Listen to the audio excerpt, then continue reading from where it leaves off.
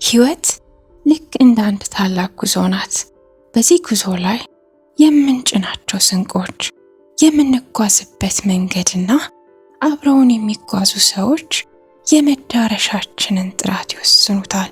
አንዳንዴ ግን ጉዟችን የሚገታው በመንገዱ አስቸጋሪነት ሳይሆን አብረውን ባሉ ሰዎች ከባድነት ነው። በምናውቀውም ሆነ በማናውቀው መንገድ የህይወታችንን ብርሃን የሚያጠፉ፣ ክንፋችንን የሚሰብሩና የውስጥ ሰላማችንን የሚሰርቁ ሰዎች በዙሪያችን ይኖራሉ።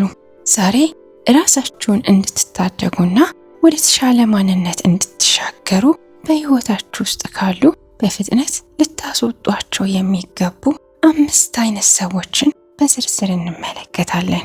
የመጀመሪያዎቹ የስሜትና የብርሃን አጥፊዎች ወይም ዘኢነርጂ ቫምፓየርስ እንላቸዋለን። እነዚህ ሰዎች ወደ እናንተ የሚመጡት ለማጋራት ሳይሆን ከእናንተ ለመውሰድ ነው። ከእነሱ ጋር ተቀምጣችሁ ስትነሱ ምን ያህል እንደደከማችሁ፣ ውስጣችሁ እንደታፈንና ተስፋችሁ እንደጨለመ ታስተውላላችሁ። የእነሱ ዓለም ሁልጊዜ በጨለማ በቅሬታና በሐዘን የተሞላ ነው። መልካም ነገር ስታወሩ ክፉውን ይነግሯችኋል።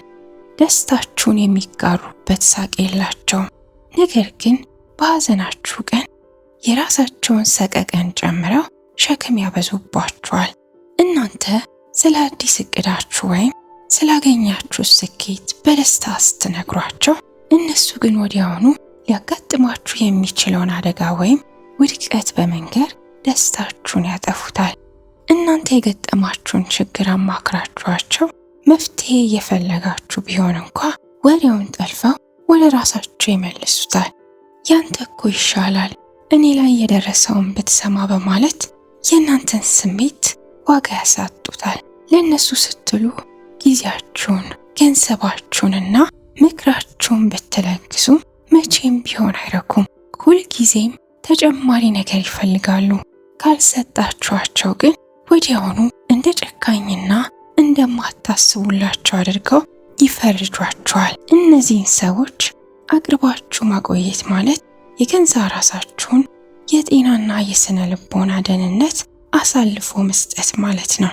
የእነሱ መርዛማ ኃይል ወይም ኔጌቲቭ ኢነርጂ ቀስ በቀስ የእናንተን የመከላከል አቅም ያዳክመዋል። ሁለተኛዎቹ ሁልጊዜ ተበዳዮች ናቸው። እነዚህ ሰዎች በህይወታቸው ለሚደርስባቸው ለማንኛውም ውድቀት እና ስህተት ተጠያቂነትን አይወስዱም። ሁልጊዜም ሌላው ሰው በዳይ፣ እነሱ ግን ተበዳይ ናቸው። መንግስት፣ ቤተሰብ፣ አጋጣሚዎች ወይም እናንተ ራሳችሁ ለችግራቸው ምክንያት ናችሁ። እነሱ ጋር በቆያችሁ ቁጥር ጥፋተኝነት እንዲሰማችሁ ያደርጋሉ። የእነሱን ህይወት ለመቀየር የምታደርጉት ጥረት ሁልጊዜ ከንቱ ነው። ምክንያቱም እነሱ ችግራቸውን መፍታት ሳይሆን በችግራቸው ሰበብ የሰዎችን ትኩረትና እዝነት መሳብ ይፈልጋሉ። በእነሱ ዓለም ውስጥ እነሱ ሁልጊዜ ንጹህ፣ ቅንና ምስኪን ፍጥረታት ናቸው።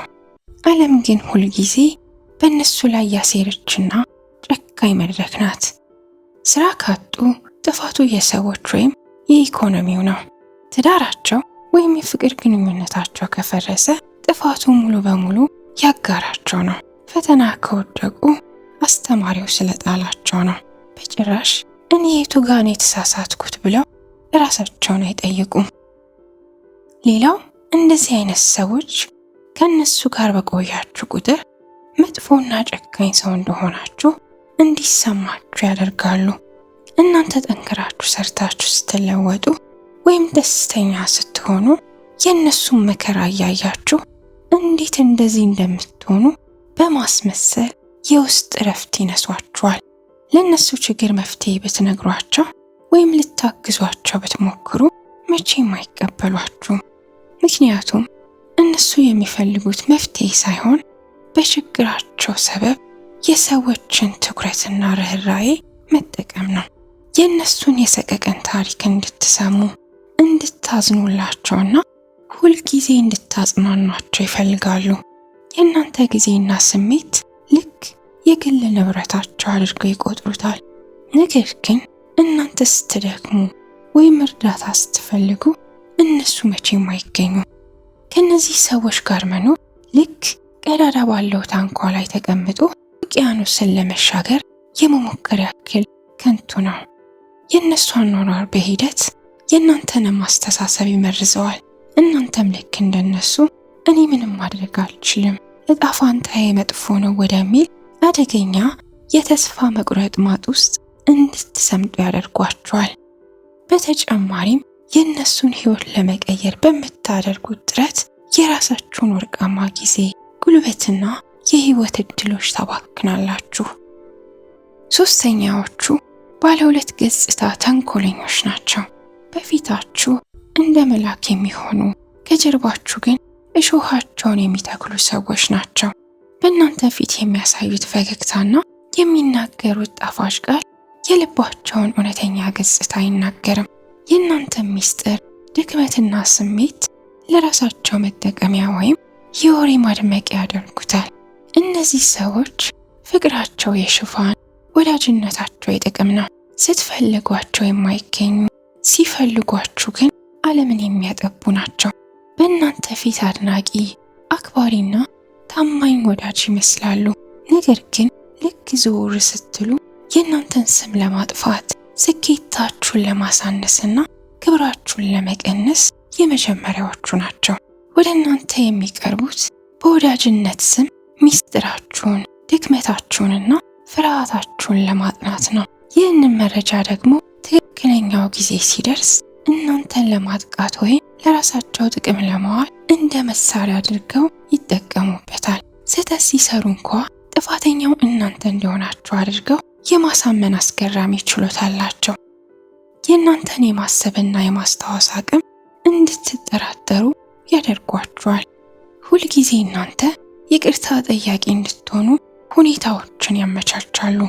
የእነሱ ፍቅርና አክብሮት የሚቀጥለው ከእናንተ የሚያገኙት ጥቅም ወይም ደግሞ ገንዘብ፣ ስልጣን፣ ዕውቀት ወይም ስሜታዊ ድጋፍ እስካለ ድረስ ብቻ ነው።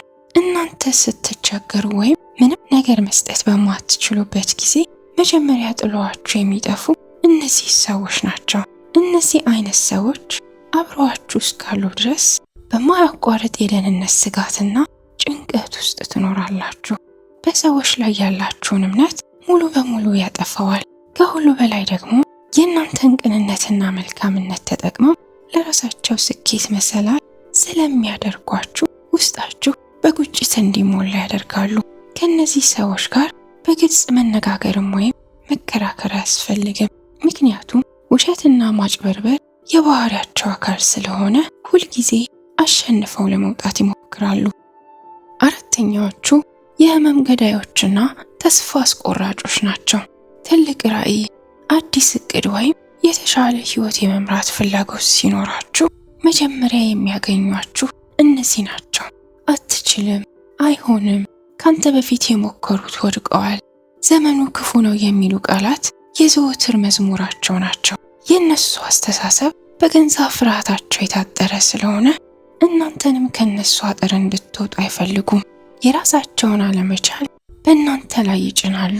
እናንተ ወደ ሰማይ ለመብረር ስታስቡ እነሱ መሬት ላይ ስላለው ጭቃ ይነግሯችኋል። ህይወት ግን ያለ እምነትና ያለ ራዕይ ባዶ ናት።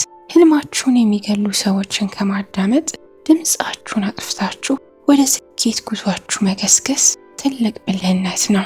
እነዚህ ሰዎች ስኬታማ የሆኑ ሰዎችን ታሪክ ነግረው ሊያበረታቷችሁ አይፈልጉም።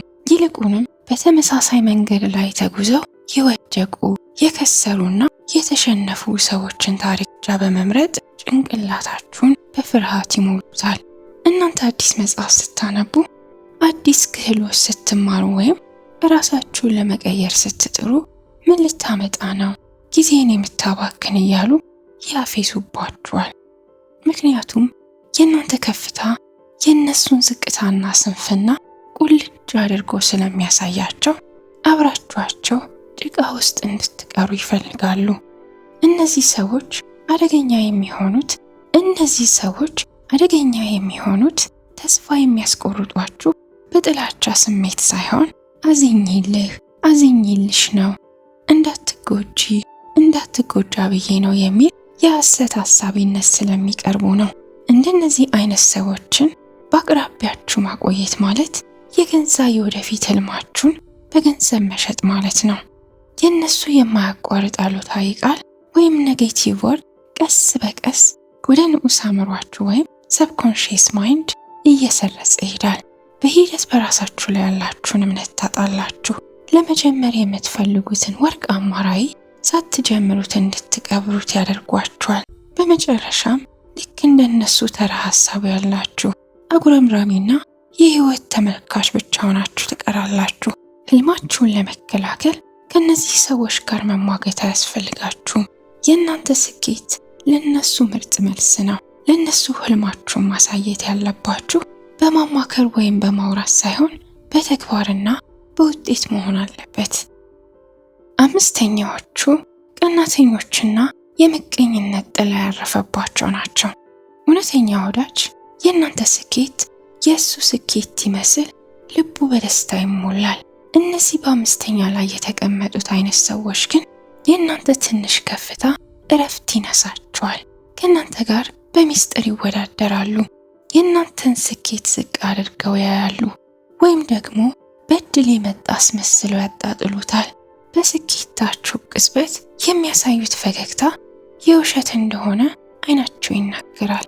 ከነዚህ አይነት ሰዎች ጋር መኖር ማለት ሁልጊዜ በጠላት ምሽግ ውስጥ እንደመኖር ነው። እናንተ አዲስ ልብስ ስትገዙ፣ አዲስ ስልክ ስትቀይሩ ወይም የተሻለ ደረጃ ላይ ስትደርሱ እነሱም ወዲያውኑ ከእናንተ የተሻለ ወይም እኩል ለመሆን ይሮጣሉ። የእናንተ ህይወት ለነሱ የሰላም ማጣትና የቅናት ምንጭ ነው። አንድ ትልቅ ስኬት ስታስመዘግቡ እንኳን ደስ አለ ከማለት ይልቅ ስኬታችሁን ዝቅ አድርገው ያዩታል።